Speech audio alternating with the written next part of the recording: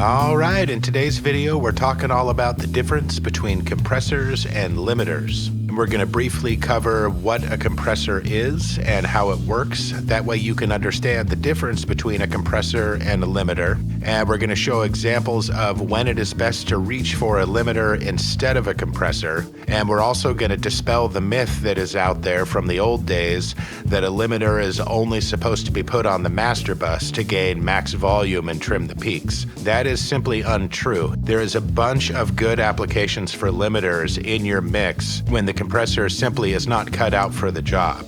There's lots of places where we want to use a limiter instead of a compressor, and there's absolutely nothing wrong with that.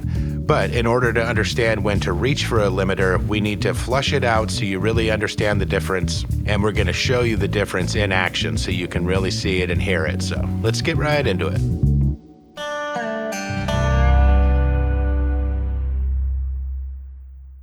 All right, so the track at the top is the drum bus.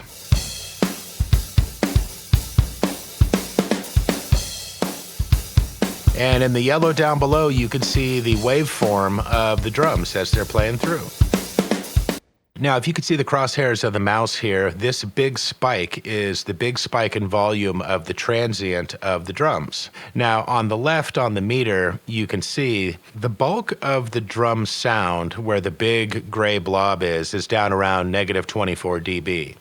And these big spikes of the transient, or the peak of the dynamics here, where the kick and the snare really crack out, these go all the way up to about -3 dB. So we have this big dynamic range between the loudest parts where the kick and the snare crack out and the rest of the sound. So in order to make the louder stuff quieter and the quieter stuff louder, we use dynamic processing. And all compressors are forms of dynamic processing. Manipulating the louds and the quiets to try to gain more of a balance so there's not such a wide range between the super loud stuff and everything else. And other dynamic processors would include limiters, de-essers, noise gates, things like that. So we're talking dynamics processing, and we're talking about processing the volume of the waveform.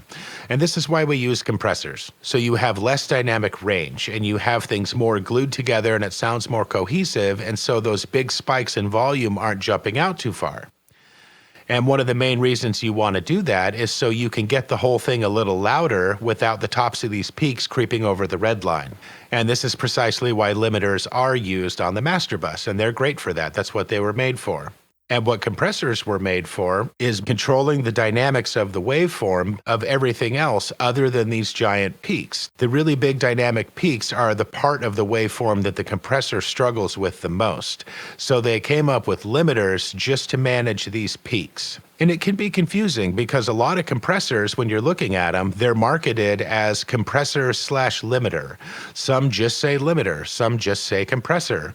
And if you're looking at some of the famous old school ones, like the 1176, a lot of times you'll see a company selling an 1176 limiter and another company selling an 1176 compressor. So if you've ever been confused by this, you're not the only one. It is a little convoluted sometimes, but these peaks right here, that's the crux of the problem. This is what limiters are for, and that's why they were made. If your compressor is struggling with these initial peaks, you want to grab a limiter. So now, before we really flush out the difference between a compressor and a limiter, let's talk about the main functions of a compressor here. Now, this is Molotok, a compressor by TDR NOVA. And this is really good on a drum bus, but it's also just not really designed to handle those big spikes in dynamics. And we're just going to get into the basics today because you really only need the basics to understand the difference between a compressor and a limiter. All compressors have a threshold, an attack, a release, and a ratio. Now, most of them have some other gadgets on there as well, and there's things that are important like the makeup gain and the knee, but let's just focus on the four main parameters. So first, let's talk about the threshold. So in order to get gain reduction, what a compressor does is it starts to compress the signal of anything that goes beyond the threshold. You bring the threshold down until it engages into the signal, and the further you bring it down, the more of the signal is going to be engaged by the compressor. anything that goes above that line starts to get compressed or squashed or pushed back down in terms of volume. That's what the threshold is. The threshold is that imaginary volume line that you set where anything that goes above it begins to be acted upon by the compressor to bring the dynamics back down. Now, the ratio of a compressor is basically how hard the compressor is pushing down all of the signal that creeps over the threshold. So the higher the ratio, the harder it's compressing it back down to the threshold line. So a ratio of 1 to 1 is not pushing at all, and a ratio of 2 to 1 is very gentle. Now, the max ratio on this Molotok is 10 to 1, which is pretty strong, but that's nothing compared to what a limiter can do. A limiter has basically an infinite ratio. So anything that goes over the threshold is infinitely pushed back down to the threshold. So that's ratio. Now let's talk about the attack real quick. What that's basically saying is the faster the attack time, the faster the signal is compressed back down to the threshold after it crosses over that imaginary volume line. So the threshold's the imaginary volume line. Whenever a signal goes over the threshold, the attack time tells you how fast the compressor is going to squash it back down to that line, and the higher the ratio, the harder it's going to push to accomplish that. Now here's one of the key differences between a compressor and a limiter. So all compressors have an attack time. Even if it's at 0, it's still a curve. There's still a minute amount of time that it takes to push the signal that crosses the threshold back down to the threshold. Limiters were created with basically 0 or non-existent attack time. So it happens so fast that there's no perceptible change. And limiters are also designed to push the signal back down to the threshold, not only instantaneously, but with effectively an infinite ratio. So a lot of compressor ratios will go all the way up to 20 to 1. And that's where they start to technically consider it like a limiter. But a true modern digital limiter that has no attack time and an infinite ratio is often also called a brick wall limiter. We're talking a compressor with one specific function.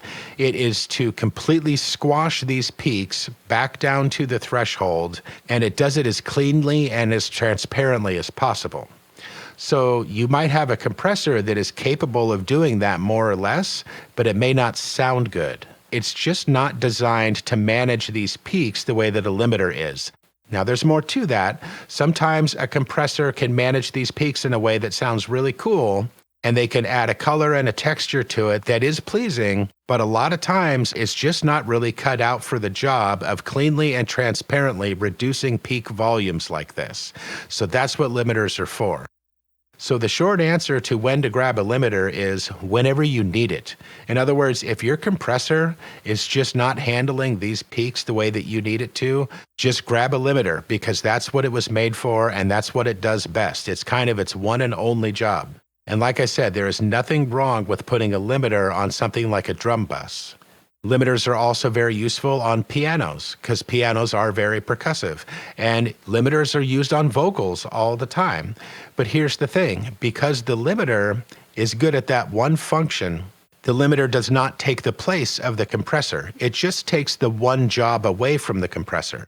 So what you typically see is a limiter used first to manage the peaks, and then you follow it up with your compressor so the compressor can do the rest of the job of the dynamic processing on the rest of the waveform the way that it really does best, the way that it's intended to. So now let's take a listen to some examples. We're going to turn Molotok on, and instead of using it to manage the overall dynamics of the drum bus, we're going to try to use it the way we would use a limiter and just manage those peaks so you can hear what happens. So with the threshold all the way off, the needle's not really reacting to anything, and when it engages just a little bit, you'll start to see it just reacting to the kick and the snare. So now that's how we know that our imaginary threshold line has been brought down from the top far enough to start interacting with these peaks, these dynamic peaks here, which are the transients of the kick and the snare. The way the needle dances, you can tell that's what it's reacting to. Let's engage it a little further. Okay, we're still only reacting to the kick and the snare. You can tell by the needle, but now we're reacting to more and more of it. And we have the ratio set as high as it'll go. It's at 10:1. So it's really squashing the information as hard as this compressor can. The attack is set as fast as it'll go. So this compressor is now set up the most like a limiter that this compressor is capable of doing. It's acting like a limiter as best as it knows how. Now let's bypass it. So we're gonna go back and forth here and listen to what's happening to the kick and the snare with and without the compression.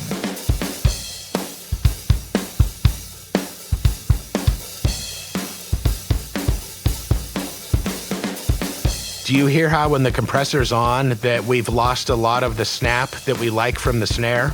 Let me turn it off again.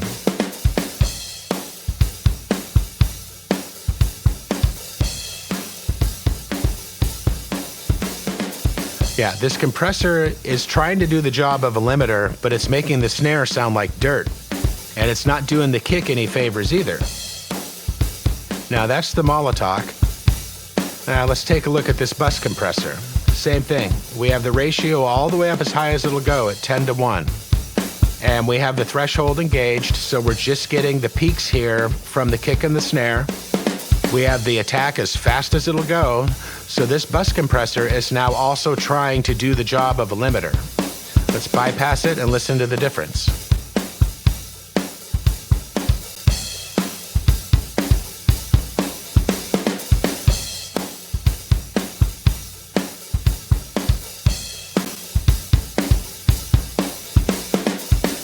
So you can hear that this compressor is a little more transparent.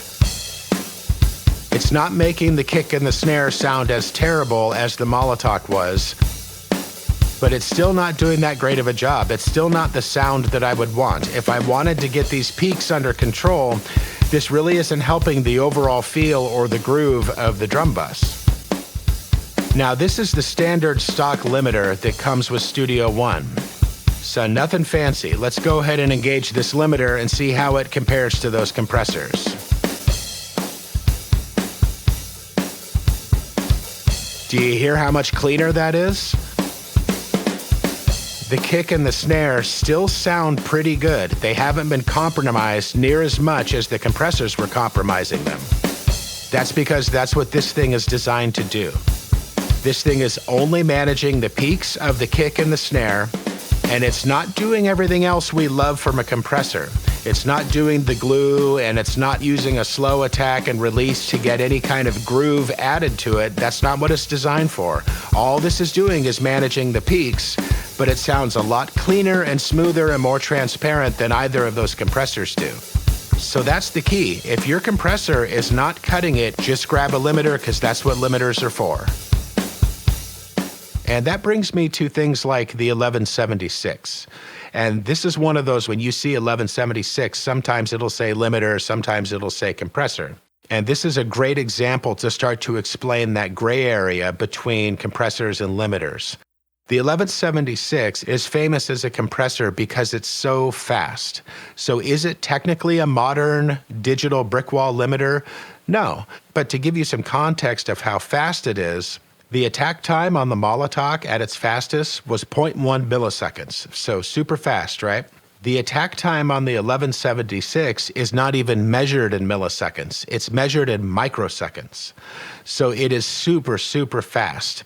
So is it technically a limiter? I don't know. Point being, it's not a modern digital brick wall limiter, but they can be awesome on drum buses. They're also awesome on vocals and on pianos and on all kind of things because they're so fast. But it is just like a limiter in the sense that it's just there to manage the peaks. That's what it's best at because that's what it was designed for. I wanted to show you this and just start to explain that confusing gray area of when does a compressor become a limiter. A lot of it has to do with how fast it works and how hard the ratio can slam the signal back down. So let's take a listen to this drum bus again without the limiter, and we'll try the 1176 on it and compare it to the limiter. So here's our drums dry again, and we're going to turn on the 1176.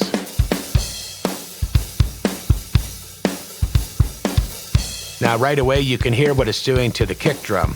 It's making the kick have a really nice, awesome thump. And we weren't getting that from the limiter. so this is not as transparent, but it is managing the peaks really well.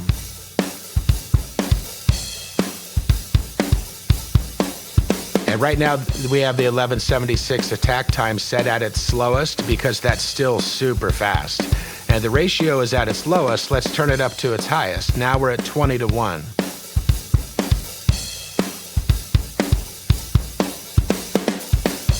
So you can see that the 1176 does a way better job than those other two compressors did because it is more like a limiter. So let's compare it to the limiter.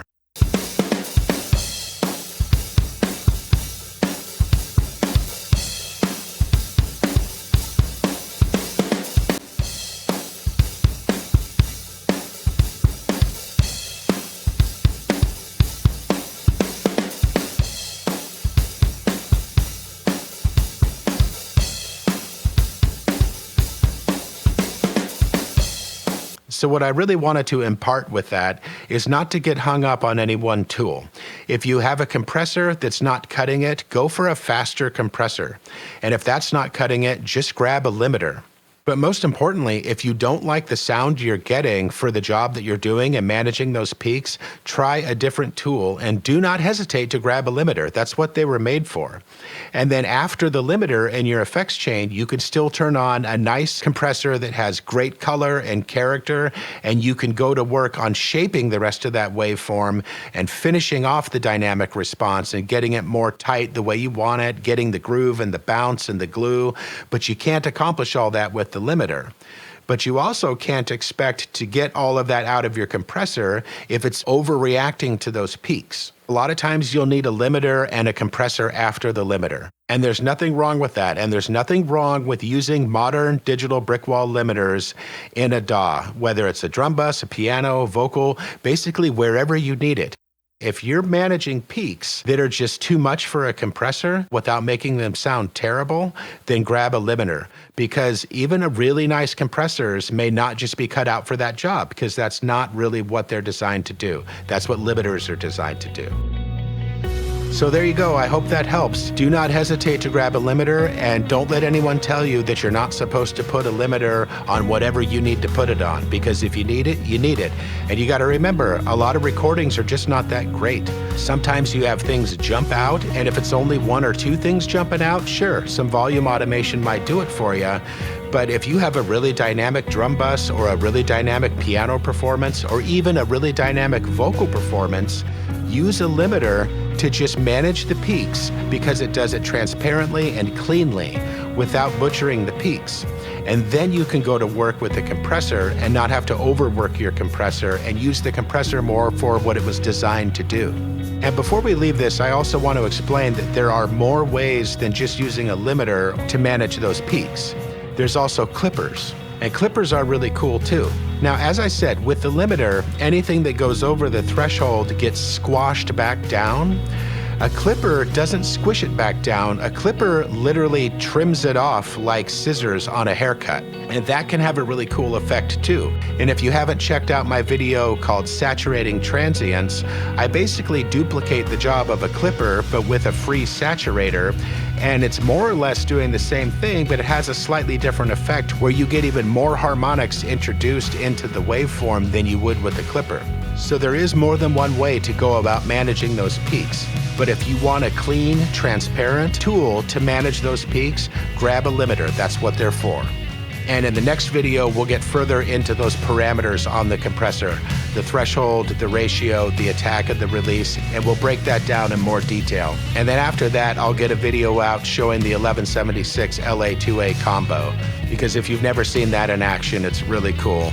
But there it is. That's the difference between a compressor and a limiter, and when you should reach for one and not the other. And I had some comments asking me to explain this, so I hope that helps, and I hope that answers all your questions. Let me know what you think in the comments, and stay tuned for those next videos on the compression topics, and I'll catch you on the next one.